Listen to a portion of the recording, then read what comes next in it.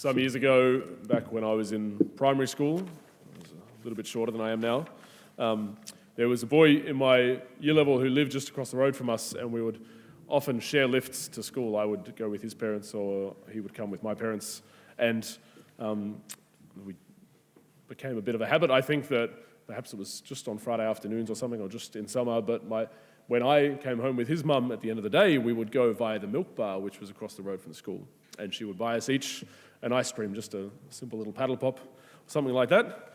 Nice little treat at the end of the day. And my mum realised this was happening and wanted to kind of return the favour. So one day when I was going to come home with him and his mum, she gave me a couple of bucks, enough to buy myself and my friend an ice cream. So end of the day, his mum comes, we go to the milk bar, and his mum buys him an ice cream, and I bought myself one of the nice fancy ice creams that cost twice as much. And then my mum somehow found out, and I got a good talking to. But what do you think was my mum's intention in giving me the money?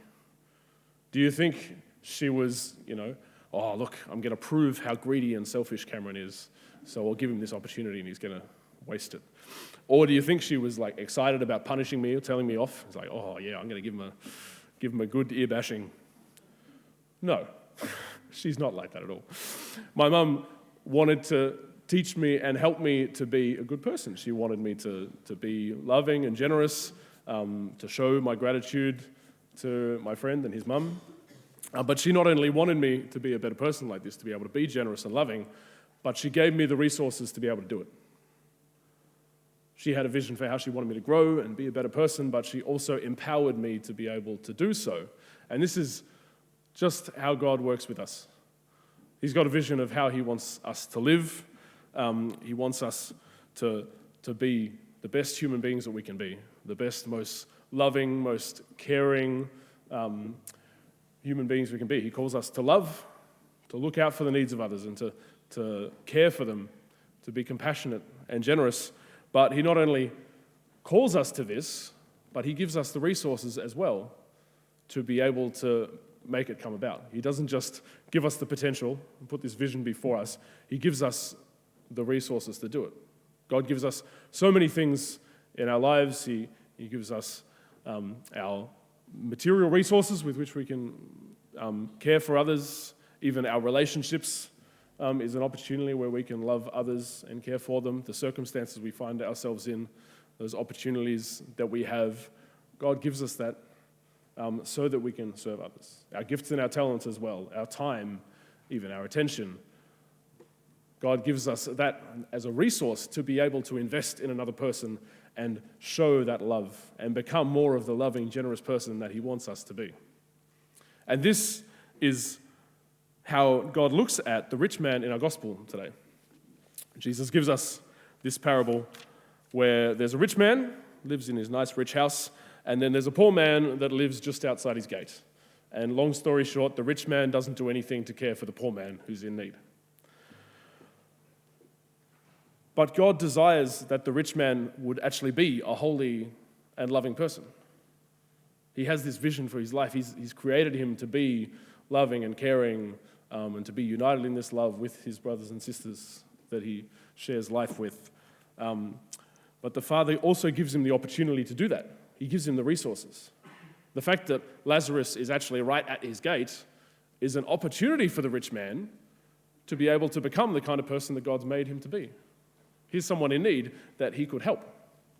And God's also allowed him to have some wealth at his disposal. So there he also has the resources to be able to help Lazarus. He doesn't only have a vision for his life, but he also gives him the resources to bring it about.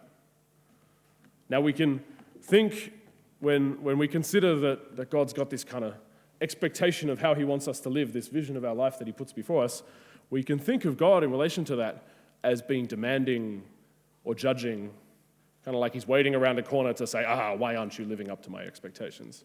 And especially when we look at a parable like this, we can think that that's how God's acting, in a judging, punishing way. So like the rich man does end up in hellfire in this parable. But I want to ask you a question about what God's doing here.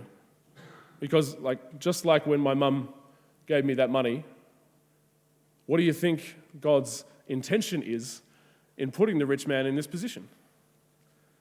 Is he wanting to catch him out, going, he's going to spring out and go, I knew you were a terrible person. That's right, I knew you were going to act like that. Or you think God's taking delight in punishing him? I'll go, I'll make him really rich, so then he won't help the guy, and then I can send him to hell. Yes, one more person I get to punish. No, that's not how God is towards us. God is for us. He's on our side. And for the rich man, God is for him. He's on his side. He's wanting him to be loving. He's wanting him to be compassionate. He gives him the opportunity and the resources to recognize Lazarus' need and to reach out to him. And it's exactly the same for us. God is on our side, wanting us and empowering and equipping us to be the person that he calls us to be, that he's made us to be. We even see this in how God himself is generous like this and puts all those resources that he has at our disposal. He puts everything that he has into helping us to build up, and we see this especially in the example of Jesus, who with everything that he had, all of his divinity and then all of his humanity that he takes on, he pours out so that he can build us up. He spent his whole life, his ministry, teaching others, sharing his wisdom, healing others, leading them to the truth. And then in his death, certainly, he pours out everything that he has so that we can have life, so that we can have salvation. Now, that's the perfect example of what this looks like, this generous, selfless kind of life that God's calling us to. But it can be helpful to find an example that's a little bit more attainable or down to earth. So another great example of this kind of generosity that I see in people's lives is in parents. Now, no parent does this perfectly, but from what I've seen, there's something that goes on in a person's life when they become a parent, that there's a love for their child that draws forth just very naturally an incredible generosity, an incredible selflessness, a willingness to sacrifice, to give their time and their energy, to give up their sleep, to give all of their resources, to share all of their wisdom and their learning with their children. There's just the willingness to give everything for this other. That's a great image for us of this kind of selflessness, of putting what we've got at the service of others and serving them, building them up, bringing love into that relationship. Now, not every one of us is a parent, but even for those of you who are parents, not every person that God calls you to love is your child. So therefore, this love isn't going to naturally flow from you into every situation that God's calling you to be generous. And so often, we get it wrong. We're not able to be generous with the resources, the opportunities God gives us. Just like the rich man in the parable, just like me and my ice cream. But most often, it's not because we don't think it's good to be loving. We know it's a good thing to care for others, to look for their needs, to be considerate and kind, to be generous with what we've got. I think you're all good people and you believe in that kind of life that God's calling us to live. You want to be generous and caring, consider the needs of others and serve others. But when the rubber hits the road, so often it's a harder decision for us to make when there's a need of someone else's that we see, and that takes a little bit of sacrifice perhaps, and there's an easier decision for our own comfort or our own pleasure or our own security, and we can make that decision instead. Perhaps it's like stepping out of my comfort zone to reach out to somebody, to welcome them, or to stand up for somebody else. There's an opportunity to put myself at the service of them and build them up. But it's much easier to stay within ourselves and I'll just keep my mouth shut or just stay over here with my friends where I feel safe. God gives us these resources and opportunities to step out and to become that generous, loving person that he wants us to be.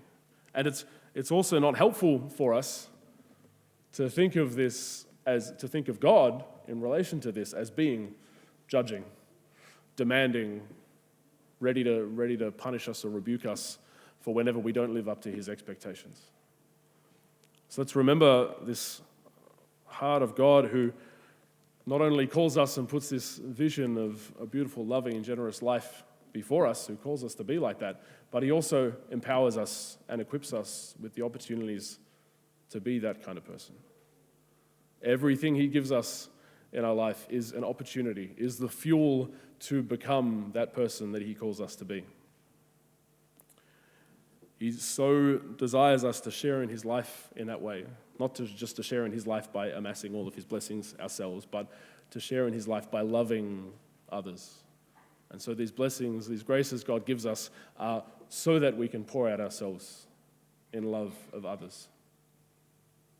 So let's be open to receiving the goodness of God, the love of God, our Father, and receive that gift that he wants to give us so that we can be that kind of loving person, that kind of generous, compassionate, kind, and selfless person that he has created us and that he calls us to be.